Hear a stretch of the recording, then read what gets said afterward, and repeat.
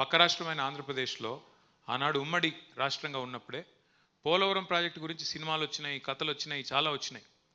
Polavaram project ఒరిజినల్గా కాన్సెప్చువల్గా అనుకున్నది 1940వ దశకంలో, అంటే స్వాతంత్రం రాకపూర్వం. అల్టిమేట్గా శంకుస్థాపన జరిగింది 1980లో టంగుటూరి మన టి అంజయ్య గారు, టంగుటూరి పంతులు కాదు, టి అంజయ్య గారు ముఖ్యమంత్రిగా ఉన్నప్పుడు 1980లో ఆనాడు శంకుస్థాపన చేసిండ్రు. పనులు మొదలయ్యింది, ఫార్మల్గా పనులు మొదలైంది 2004వ సంవత్సరంలో. యాక్చువల్గా కన్స్ట్రక్షన్ స్టార్ట్ అయింది జూన్ 2014లో. జూన్ 2014 1940లో అనుకుంటే 80లో రాయేస్తే 2004లో డ్రాయింగులు గీస్తే 2014 జూన్లో పనులు మొదలు పెడితే ఇవాళ చూసిన అయిపోయిందా లేదా అని. ఇప్పుడు ఏం చెప్తున్నారు తెలుసా, అందులో 2027 డిసెంబర్కు అయ్యే అవకాశం ఉంది అని చెప్తున్నారు. అంటే కేసీఆర్ పనితనానికి ఇతర రాష్ట్రాల పనితనానికి తేడా ఏందో చెప్పడానికి మాత్రమే ఇది నేను చెప్తా ఉన్నాను. ఎక్కడ